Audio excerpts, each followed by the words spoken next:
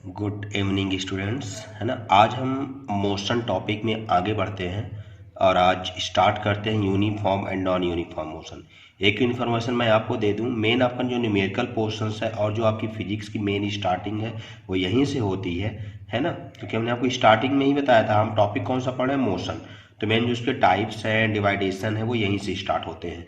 तो चलिए हम स्टार्ट करते हैं uniform and non uniform motion. Uniform motion अपने नाम से ही है, एक समान, यूनिफॉर्म होना चाहिए। यूनिफॉर्म मतलब एक जैसा, है ना। तो इसकी डेफिनेशन है, a body have uniform motion if it travel equal distance in equal interval of time, no matter how small these have interval में भी। कहने का सीधा मतलब ये है, जब कोई मूविंग बॉडी एक इंटरवल टाइम में, है ना, एक इक्वल डिस्टेंस को ट्रेवल करती है। जैसे मैं ये कहूँ, जैसे मैंने एक एग्जांपल ले, जैसे मैं ये कहता हूँ एक car running at speed of से 10 मीटर पर सेकंड। ये कहा जा रहा है कि एक कार एक कांस्टेंट स्पीड 10 मीटर पर सेकंड से कवर चल रही है, मूव कर रही है। तो इसका मतलब क्या हुआ कि जो कार है वो हर एक सेकंड में कितनी डिस्टेंस कवर कर रही है, 10 सेकंड में कवर कर रही है। मतलब एक सेकंड में 10 मीटर गई तो अगले एक सेकंड में कहाँ पर पहुंच जाएगी, 20 मीटर में, है ना। तीसरे सेकंड में 30 मीटर में, चौथे सेकंड में 40 मीटर में, पांचवें सेकंड में 50 मीटर। मतलब हर सेकंड में वो 10-10 मीटर के 10-10 मीटर के डिस्टेंस को कवर कर रही है। ठीक है, तो होप आपको ये समझ में आया होगा यूनिफॉर्म मोशन। यूनिफॉर्म मोशन सीधा मतलब उसकी स्पीड के रिकॉर्डिंग, है ना, यानी उसकी स्पीड चेंज नहीं होनी चाहिए, है ना। यदि वो एक सेकंड में 10 मीटर कवर कर रही है तो अगले एक सेकंड में फिर से 10 मीटर वो कवर करना चाहिए, है ना। इसके बीच में यदि हम ग्राफ ड्रॉ करते हैं डिस्टेंस और टाइम के बीच में, तो ये ग्राफ हमेशा स्ट्रेट लाइन होता है। इसको हमको रिमेंबर, याद रखना है इस चीज़ को, है ना। नेक्स्ट टॉपिक है आपका non uniform motion. Non uniform motion, इसका डेफिनेशन है, body has a non uniform motion if it travel unequal distance in equal interval of time. इसका सीधा मतलब हुआ कि हर एक सेकंड में वो जो डिस्टेंस ट्रेवल करेगी वो अलग अलग होगी। जैसे हम किसी पत्थर को ऊपर से फ्री फॉल करते हैं ना, किसी एक पत्थर को किसी बिल्डिंग के छत से हम गिराते हैं। मैंने एक एग्जांपल लिया, उसी की तो मैं आपको समझा रहा हूँ। तो आप इसको आप कैलकुलेट भी कर सकते हो, हाफ जी टी स्क्वायर से, है ना, S equal to half G T square से। इसको कवर करें, इसको कैलकुलेट करें, तो हम देखते हैं कि पहले सेकंड में 4.9 मीटर चली, है ना। नेक्स्ट सेकंड में इसको कितना होना चाहिए था, 4.9 का डबल, बट ऐसा नहीं हुआ। वो कितने डिस्टेंस कवर कर लिया उस मूविंग स्टोन ने, 14.7 मीटर। फिर थर्ड सेकंड में इसने कितना कवर कर लिया, 24.5 सेकंड, एंड सो ऑन। इस प्रकार यहाँ पर जो पत्थर है, फ्री फॉलिंग बॉडी है, वो पर सेकंड अपनी डिस्टेंस, मतलब अनइक्वल डिस्टेंस, मतलब डिस्टेंस जो कवर कर रहा है वो इक्वल नहीं है। तो इस तरह का जो मोशन होता है वो नॉन यूनिफॉर्म मोशन कहलाता है। ठीक है, ठीक है, इसमें कोई प्रॉब्लम आपको नहीं होनी चाहिए। और इसके और यदि नॉन यूनिफॉर्म मोशन के लिए डिस्टेंस और टाइम के बीच का जो ग्राफ होता है वो हमेशा कर्व्ड शेप का होता है ना, पैराबोलिक होता है वो। ओके, चलिए अब आगे बढ़ते हैं। अब हम बात करते हैं स्पीड और वेलोसिटी की। चलिए स्टार्ट करते हैं। पहला टॉपिक हमारा स्पीड। हमने डिस्टेंस और डिस्प्लेसमेंट के बारे में पहले डिस्कशन कर लिया, तो उसके बेस में हमने न्यूमेरिकल भी सॉल्व किए थे, है ना। अब बात करते हैं स्पीड की। तो स्पीड क्या होता है, the distance travelled by body in unit time is called its speed, है ना। एक यूनिट टाइम इंटरवल पे, है ना, एक यूनिट टाइम पर मूविंग बॉडी जितनी डिस्टेंस को ट्रेवल करते हैं, डिस्टेंस मैंने बताया था total length of the path travelled by particle, है ना। तो स्पीड जो है, स्पीड इक्वल टू हम क्या लिखते हैं, डिस्टेंस डिवाइड बाई टाइम, है ना। S equal to D by T. Distance हमेशा मीटर से, इसकी एसआई यूनिट मीटर होती है, हमने पहले डिस्कशन कर लिया था। और टाइम की एसआई यूनिट क्या होती है, सेकंड। एसआई यूनिट की क्या हो जाएगी स्पीड की, मीटर पर सेकंड, है ना। और ये कौन सी क्वांटिटी, स्केलर क्वांटिटी है ना, क्योंकि डिस्टेंस भी हमारी कौन सी क्वांटिटी, स्केलर क्वांटिटी है। करेक्ट, टाइम हमारी स्केलर क्वांटिटी है, इसलिए हमारी स्पीड भी क्या हो जाएगी, स्केलर क्वांटिटी हो जाएगी। ठीक है, इसके बाद होती है एवरेज स्पीड। एवरेज स्पीड का मतलब ये हुआ total distance divide by total time taken. इसकी डेफिनेशन क्या है, an object moving with variable speed. यदि कोई ऑब्जेक्ट वेरिएबल स्पीड से मूव कर रहा है, मतलब यूनिफॉर्म मोशन में मूव ना कर रहा हो, तो it is the total distance traveled by the object divided by total time taken to come the distance, to cover the distance, sorry। तो average speed equal to total distance divided by total taken time। ठीक है, इसके बाद इसके कुछ types हैं, इसको भी हम देख लेते हैं। यूनिफॉर्म स्पीड पर इसका मतलब सीधा सीधा वो उसकी स्पीड चेंज नहीं होगी। कहने का वही मतलब, when an object covers distance in equal interval of time, covers equal distance in equal interval of time, it is said to be object moving uniform speed। मतलब जब मूविंग ऑब्जेक्ट एक interval time पर है ना equal interval time पर equal speed को cover करता है, तो तब हम कह सकते हैं कि जो बॉडी की स्पीड है वो कैसी है, यूनिफॉर्म है। फिर नॉन यूनिफॉर्म स्पीड मतलब इसको कह सकते हो वेरिएबल स्पीड भी आप कह सकते हो। एक body covers unequal distance in equal interval of time, जैसे मैंने फ्री फॉलिंग बॉडी का एग्जांपल लेके मैंने आपको समझाया था।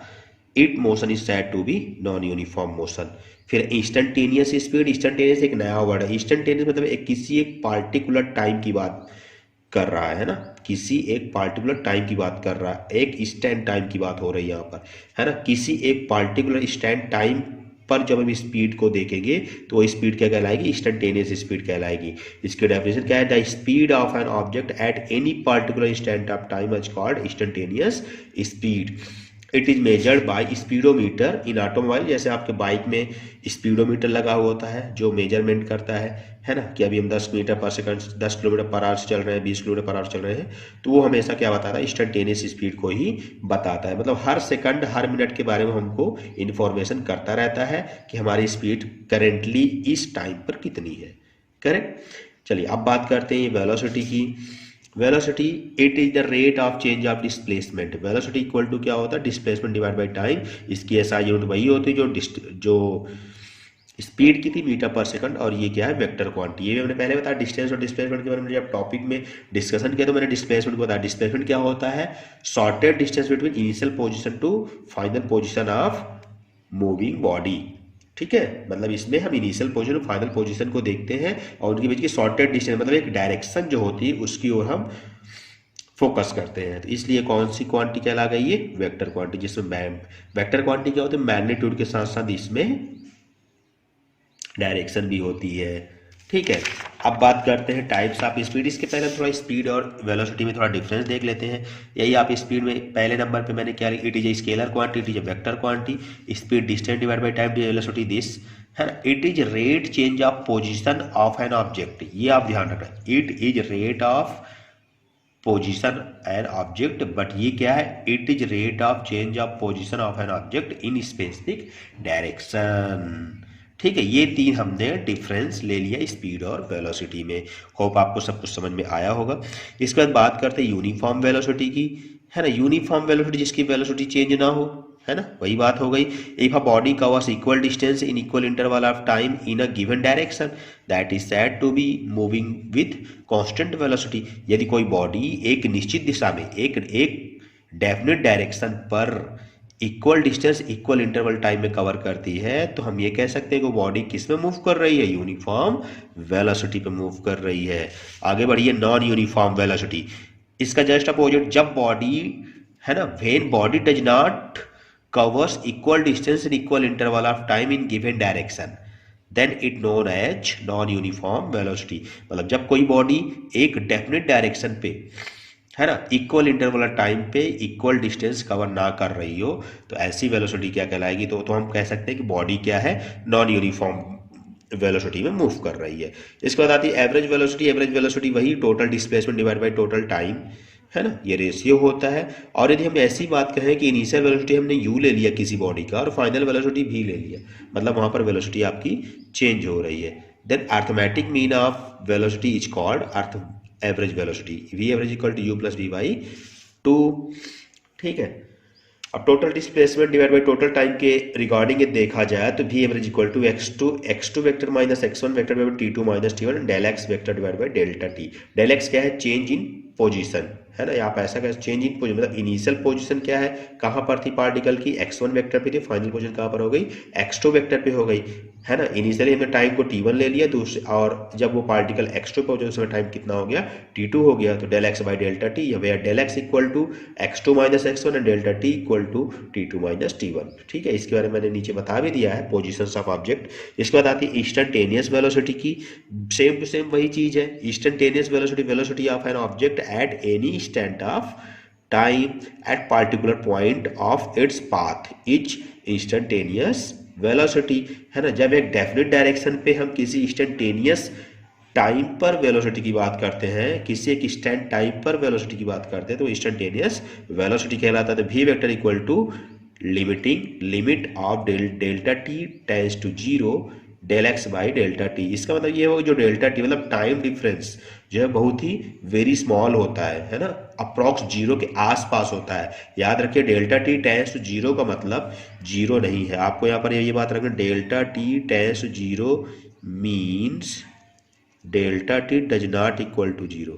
करेक्ट, वो 0 के आसपास की वैल्यू है, वो 0 नहीं है। ठीक है, ठीक है। तो ये आपको होप समझ में आया होगा। इसके बेस में कुछ न्यूमेरिकल्स हैं, हम उस पर थोड़ा बात कर लेते हैं। जैसे मैंने पहला न्यूमेरिकल लिया, a car moving along x axis shown in figure. ये हमने एक न्यूमेरिकल लिया है। यहाँ पर मैंने ओ लिया है, फिर क्यू है, देन पी है। जो 40, उसके बाद फिर ये 80, 120, 160, 200, ये क्या है, डिस्टेंस या डिस्प्लेसमेंट, मतलब ये मीटर में है इनकी यूनिट। और जो नीचे है वो टाइम को रिप्रेजेंट करता है। मतलब कहने का ये, जब एक कार मूव कर 2 सेकंड में कितने मीटर उसने कवर किया, 40, फिर 4 सेकंड में 80, 6 सेकंड में 120, 8 सेकंड में 160, 10 सेकंड में 200, है ना, और 12 सेकंड में 240। या आप भी देखिए हर 2 सेकंड में वो कितना कवर कर रही है, 40 मीटर के डिस्टेंस को कवर कर रही है ना। सेम टू सेम ये पॉइंट कहाँ तक जा रहा है, ये पी तक जा रहा है ना।